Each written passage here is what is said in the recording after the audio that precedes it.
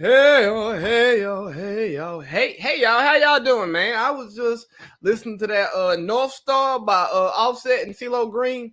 It's one of my favorite songs, man. I really love that song because CeeLo get on there and I just can't I don't even know the words. It's just so rhythmically pleasing. And but yeah, so I like it. And so I was listening to that pre-pod just to get my mind, right, get my head in the right place so that I can get out here and try to change the narrative, man. Because here's what we got to do. We got to change the narrative. And I'm going to, let's say, I'm going to build my topics around changing the narrative.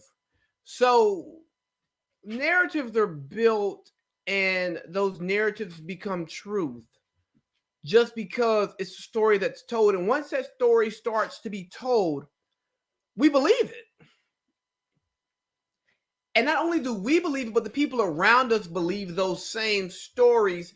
And then because the story's been brought up so many times, you can look at it and you understand and you start picking out different pieces from that. And you go, oh, yeah, that's true. That's real. When in actuality, it's not. We got to change the narrative. We actually have to show the real truth. And whether it's people talking about it to open other people's eyes, or it's, I don't know, people changing their actions, changing their ways. That's what we have to do to change the narrative. But for starters, man, let's make a list. So I'm going to take something that's been a local topic over, I don't know, this week, starting on Sunday, as far as local to Cartersville. And I'm going to try to broaden it out a little bit. Let's make a list.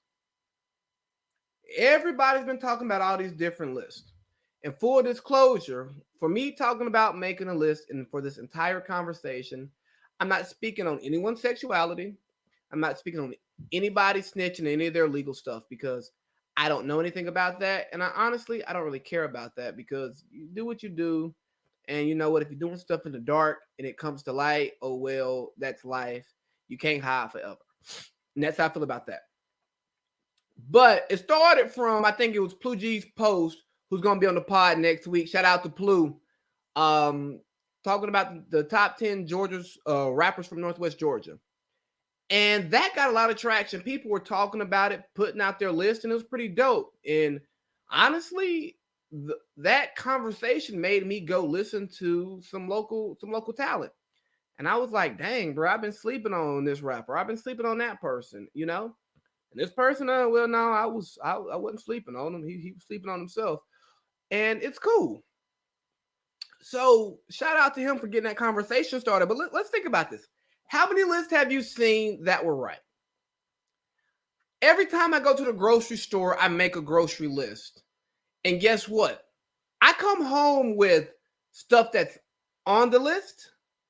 I come home with stuff that's not on the list. And usually when I get home, I've still forgot to pick something up. And what does that tell me? That list isn't right. And this is one person trying to make a list for their actual needs. So now you got people making lists about their preferences, right? Who's your favorite rapper? Who's the best rapper? Or who's the best artist, right? And people have different opinions on the list.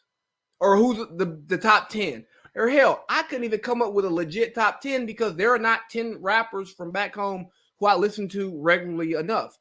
No knock on y'all. I barely listen to music. I'm over here consuming different types of content. So I ain't got time to listen to music if I'm not talking about it. But anyways, with that, we're all going to have different opinions. And that's okay. So guess what? If you don't make the list, it's okay to feel some type of way about it.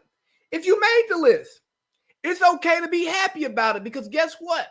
As creators, we want to be acknowledged by our peers and our fans for what we do. And for those of you who say, oh, bro, we shouldn't be making these lists. That's divide. No, it's not. It's called competition because guess what? There are other people doing pods in this world. Like, damn, who's doing pods locally in Cartersville. I'm trying to beat Joe Rogan. I'm trying to beat Joe Budden. I'm trying to beat Bill Simmons. You feel what I'm saying? And I see that as competition. So the idea that people making a list of their favorite, it's not shitting on people who don't make the list. It's not. It's just giving respect, paying homage to those who they like. And that's okay. And if you don't like the list you see, make your own list. And if you don't want to make your own list, here's what you do. Work on your craft and get better so you make the people's list that you want to hear you who are making the list, right? Look at awards. Awards are just like lists. It's just who is number one this year.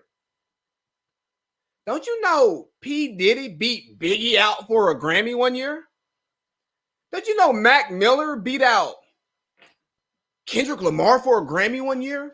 So the idea that people rating people who do something are getting it right every time is absolutely insane. And if you give the people who give the awards or make the list that much power over you, maybe this creative space is not for you. It's okay to feel slighted, but you take that slight and you take it to the lab and you work on your craft and you get better every day. Because I look at different podcasts, I look at different YouTube channels, and I go, dang, bro, what are they doing that I'm not doing to get more traffic? Because if you ask me, ain't nobody rocking a mic better than me. Why? I love me. I believe in me. I know my process. I know what I put into this, right? I bust my ass to try to make a good podcast every time I step on the mic. And that's what you should do as a creator. So when you get slighted, it's okay, bro. Just keep working. Get better. And there's no love lost because guess what? For me, if we're going to talk about rappers back home, I like more of the rappers who are my age and older than the younger people. But it's not because of my personal ties to those people.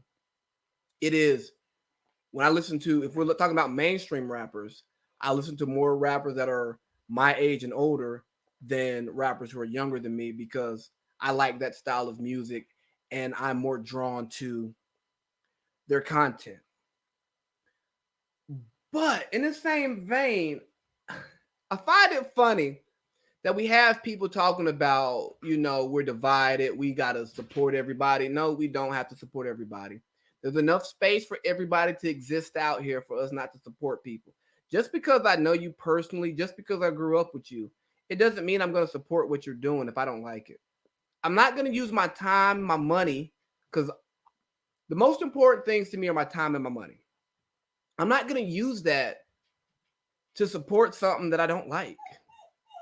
It ain't personal. I promise you it's not personal.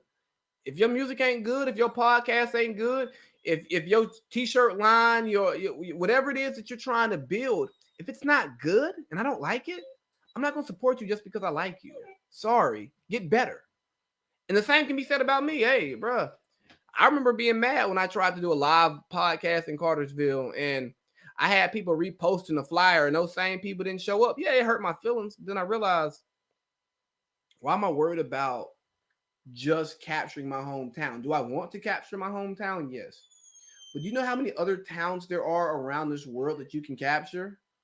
And you can be great without having the love of your hometown? For the artists and the artists here, man, we talk about K Major. K Major was doing better outside of the Ville than he was doing in the Ville. And look what that's done for him.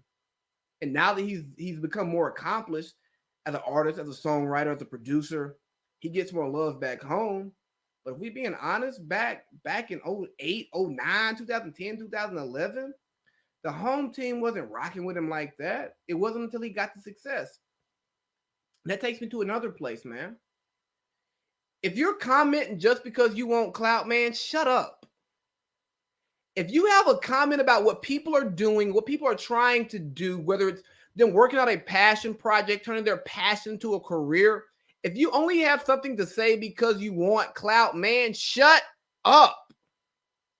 I've seen all these people. Y'all too old to be caring about this. Maybe we are, but we really aren't, because we all follow the shade room and we like the shade room, but we just don't like having shade in our room. You know what I mean? We like to follow the shade room, but we don't want to be in the shade room.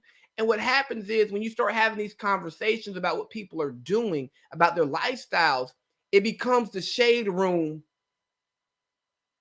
but it's on your front step.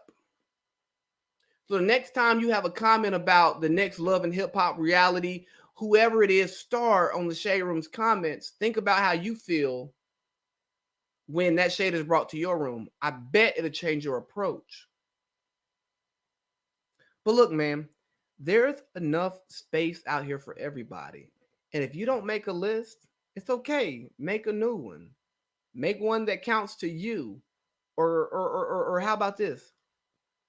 Get better and be so good that if you're not on the list doesn't count.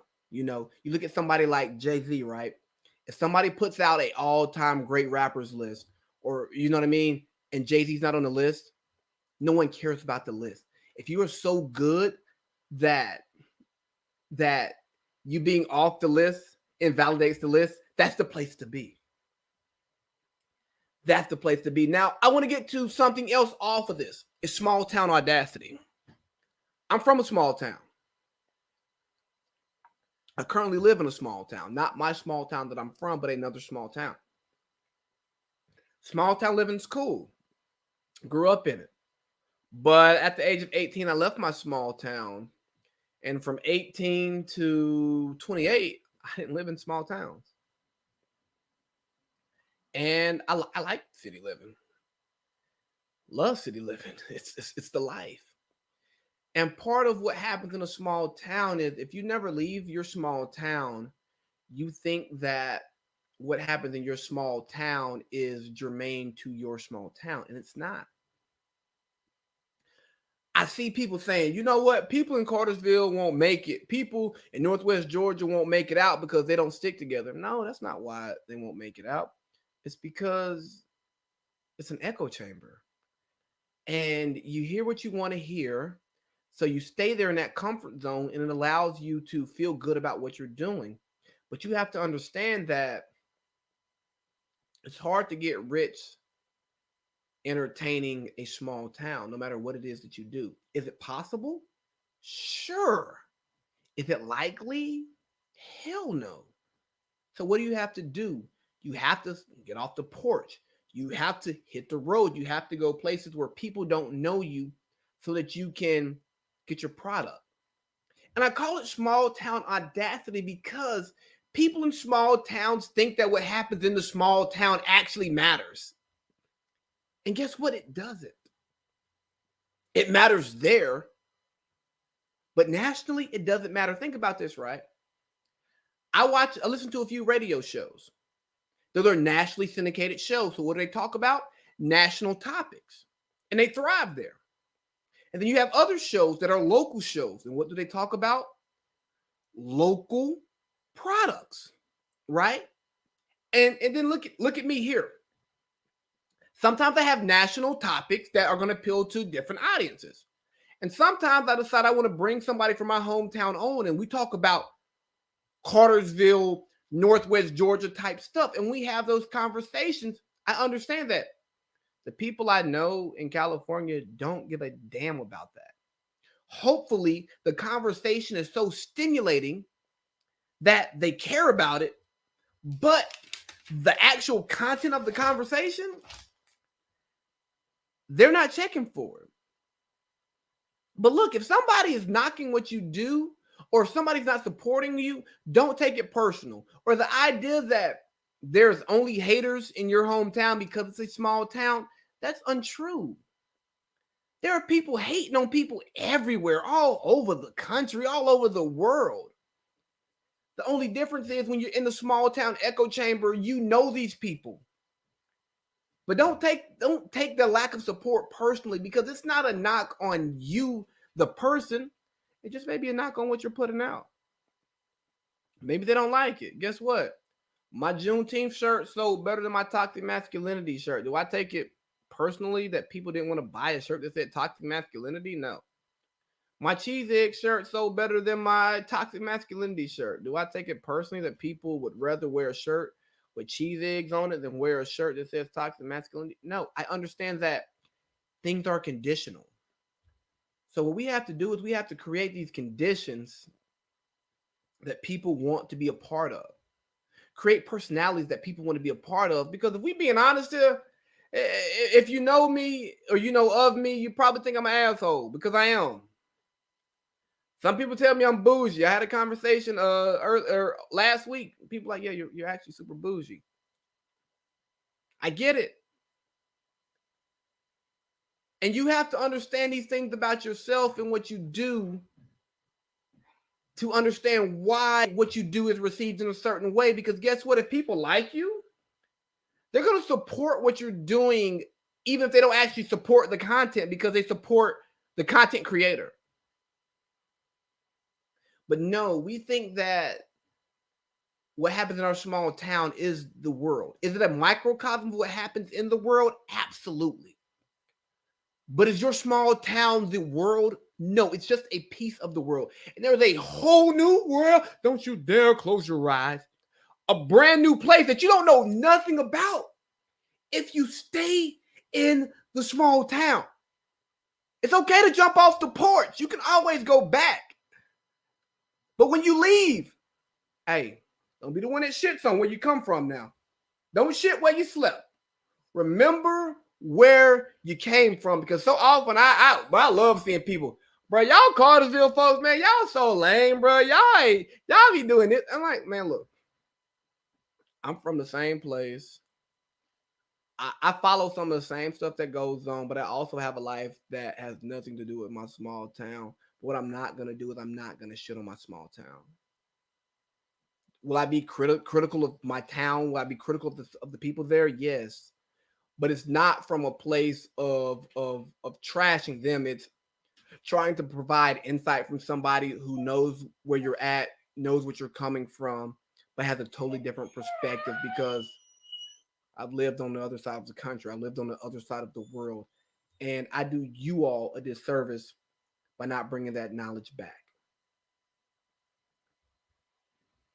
So over the weekend, man, I consumed a lot of video content, and it's something that I haven't been doing in a long time, but my schedule has put itself in a place to where now I have time to watch movies, watch documentaries, man. And I watched this MLK FBI documentary. If you haven't seen it, man, look it up. I watched it on Amazon Prime. You just type in MLK FBI, and it was really good. And I did get some new knowledge from it, but I think the most important thing that I got from the documentary was, man, it's wild. Listen to this. How crazy is it that MLK was being monitored by the FBI, but he got assassinated? You know what I mean? That's like having a ring set up on your house, right? Having cameras in your house, getting robbed, but not seeing who did it. That's nuts, ain't it? And then we actually, like, for years accepted that as truth, that the man they said killed him as just a person who was angry at Dr. King. But now we have the information. We have so much more information, and with that information, we have to actually use it and question so many other things. But another thing that came from that documentary was communism. And now it was practically illegal to openly subscribe to communist views. And my communists, no. Do I support the American capitalist system for the most part? Yes. I think there are some tweaks that could be made, but here's my theory, my take, whatever it is. I think that the hate against communism exists because the system that was set in place was meant to keep certain people down, and the idea of communism gave those people the ability to rise from their situation. So the idea of the power actually belonging to the people and the decision making being with the people scare the decision makers at the top. So they attach so much negative rhetoric to it. They made it illegal, and then they would use it to demonize people who were just trying to request civil rights for others. Like there was a conversation, and I believe it was in the King doc. It may be running over something else that I watched over the weekend, but it was just asking him like, "Hey, do you think that you're asking for too much right now? That you're gonna like upset white people by asking for this stuff?" And it's like, hold on, me asking to be treated fairly is asking for too much. That's gonna upset you.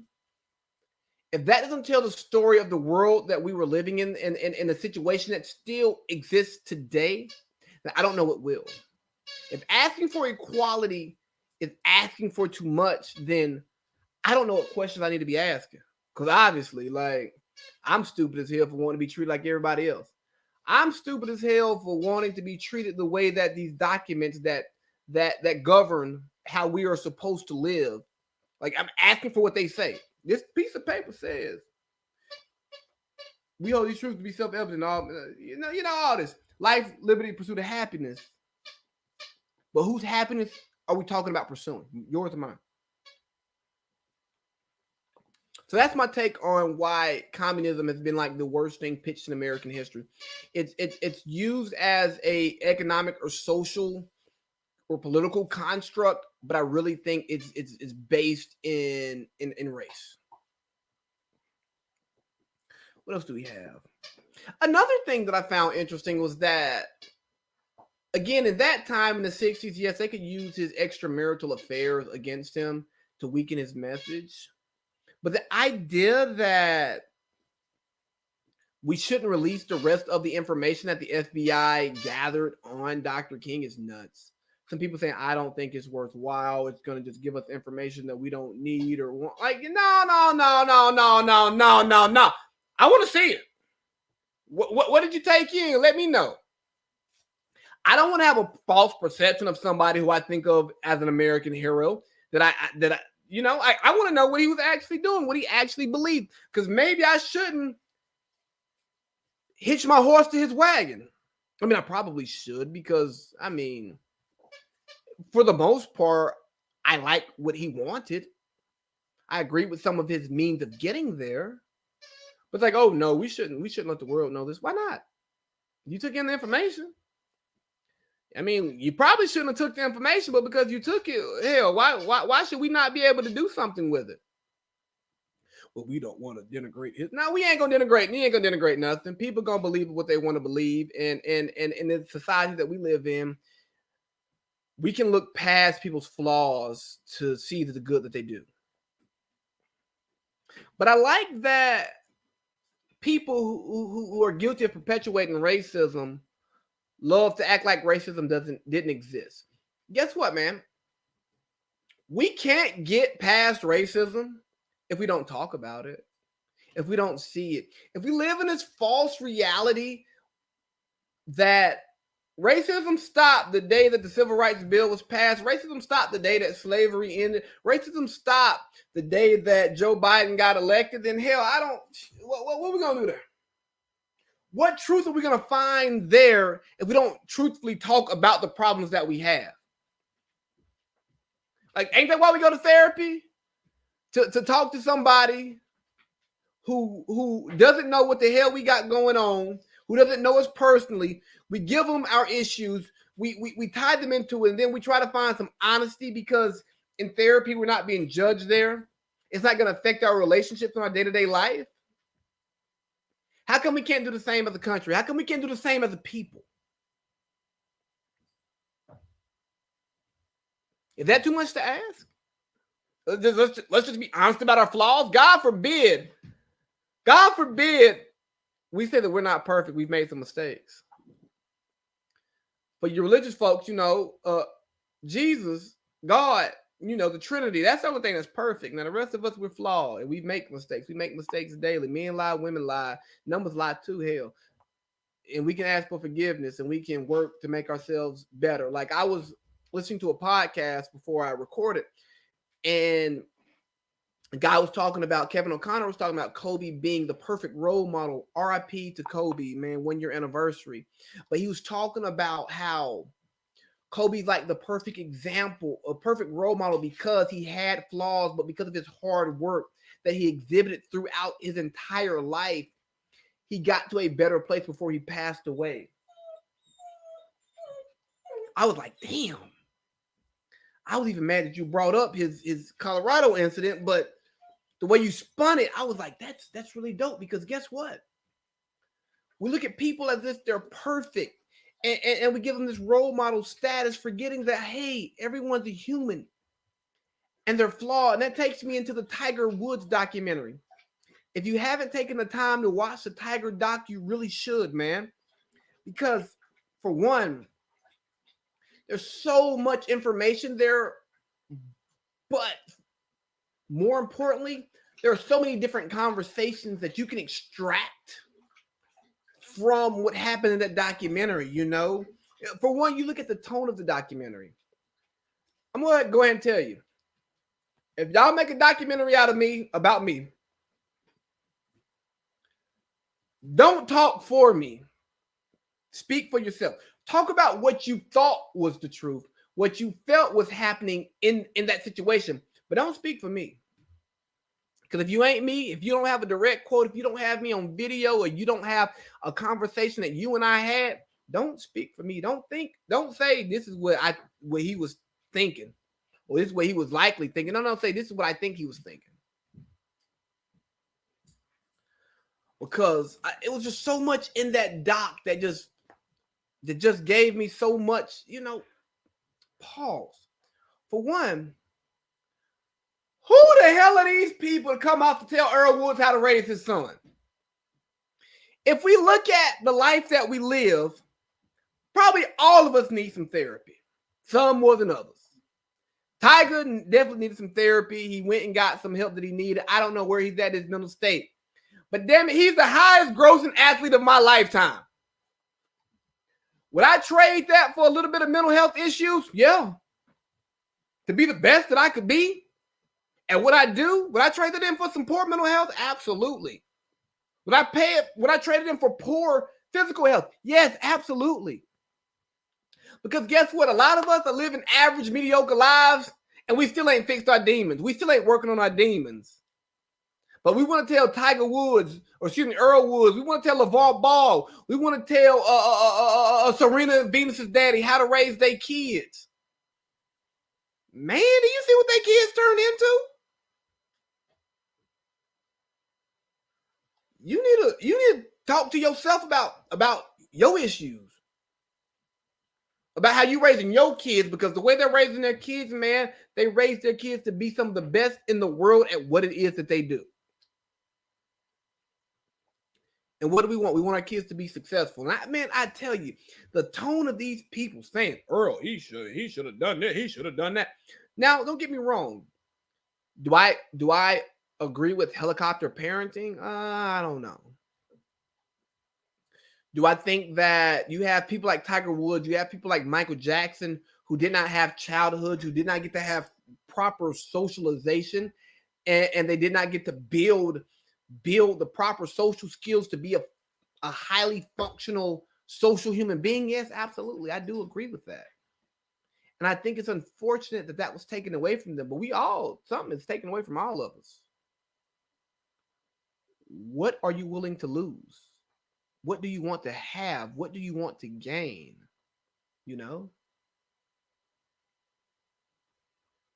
Fame and fortune. I mean, you can't prepare anybody for fame, but you can prepare them to be great at what they do. And I can never knock a dad, and we're in an environment where we want to shit on dads for not taking care of their kids. I mean, I've seen people out there, back to the list, saying, let's put out a list of people taking care of their dad or their kids. Oh man, shut up. But now we got dads who were super invested involved in their kids' lives, and we want to knock them for that too. Come on, man. I can think of guys I grew up with whose dads were super involved in their lives, and maybe they did too much. But what they did was they got their kid to a place that they couldn't get themselves to. And isn't that the goal of parenting? Parents ain't perfect. They're not perfect, but we can't knock our parents for trying to make our life better based on what they know. And I damn sure don't like no traditional white media trying to tell Earl Woods, LeVar Ball, Joe Jackson how to raise their damn kids. Because we don't get the greatness that exists with them without that. I mean, you think about all of our greats, they all have major flaws and they're usually in the social realm. Why? Because to be so good at something, to be so obsessive, you don't have time to develop social skills like everyone else. You don't have time to deal with people in the same space that everyone else does. Why? Something has to lack. Think about it. You live in your comfortable life with a decent level of balance. I bet you're not exceptional at anything. There's no way to be exceptional with balance because balance is this right here. If you're exceptional, you're up here, which means that there's a trade-off that brings something else down here. Is it worth the trade-off? For you, maybe not. But for them, it was worth the trade-off, and that's why they were great.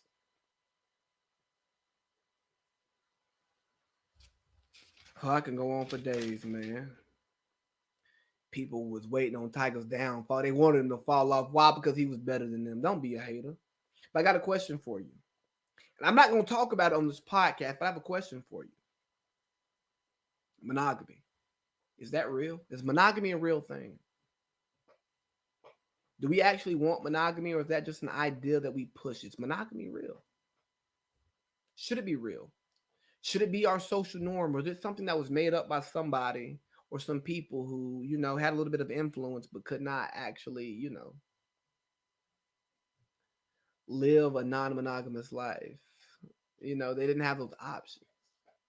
Just something to think about.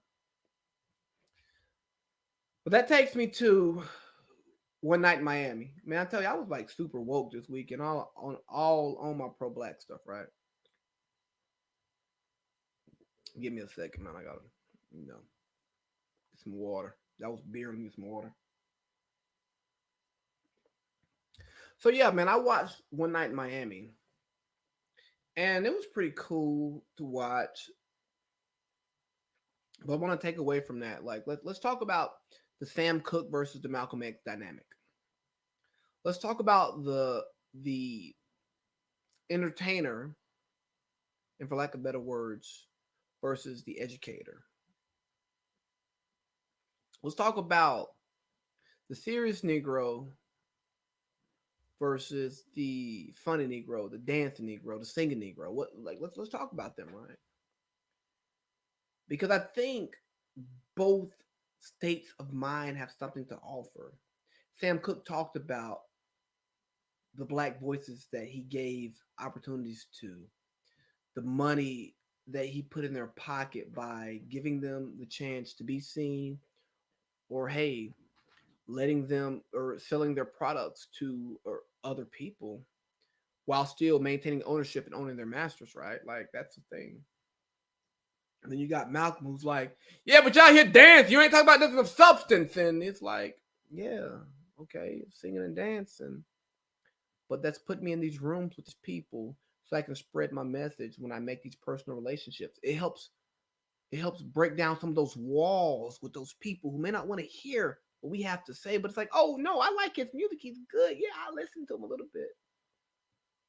Malcolm is like, no, I got this message. I'm gonna give you this message just like this.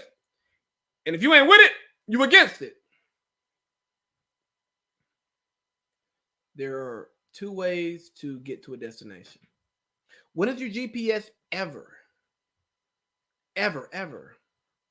gave you just one alternative for a trip? It usually gives you multiple choices. Maybe one's faster, maybe one is less miles, maybe one avoids toll roads. We have all these different options.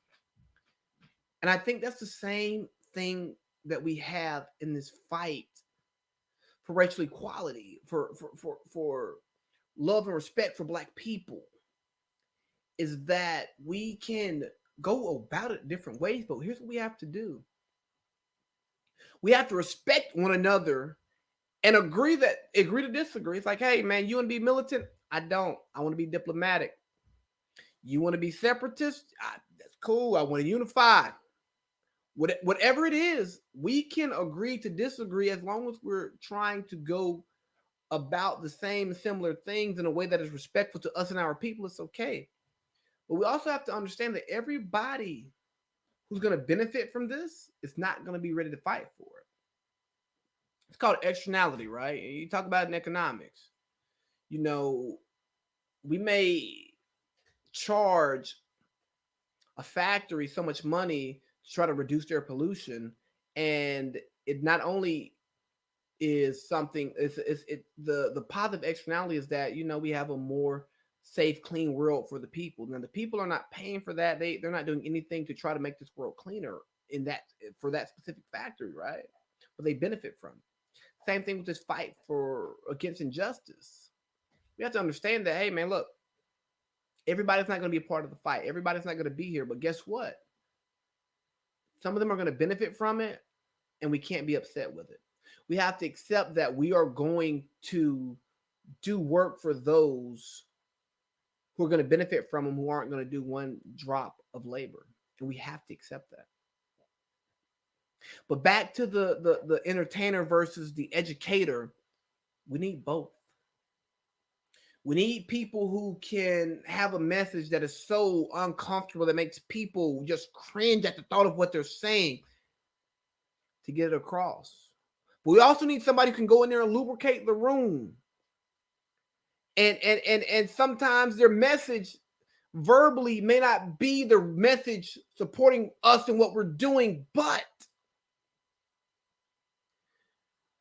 their message is making money.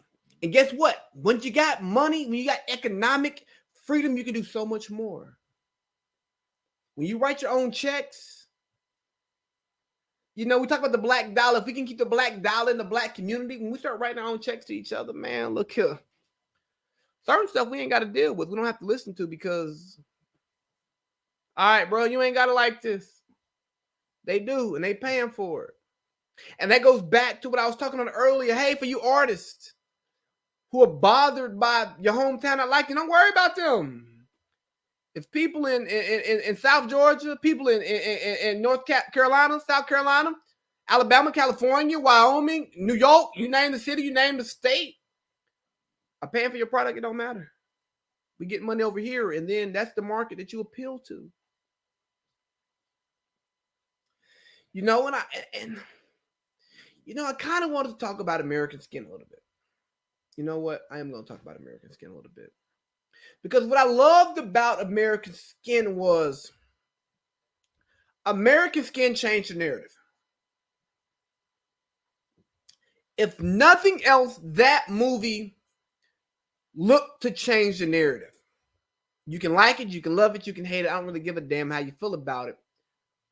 But it changed the narrative. And here's how it changed the narrative. It literally took some black men raiding a police precinct. Not going to happen. Or, excuse me, not likely to happen.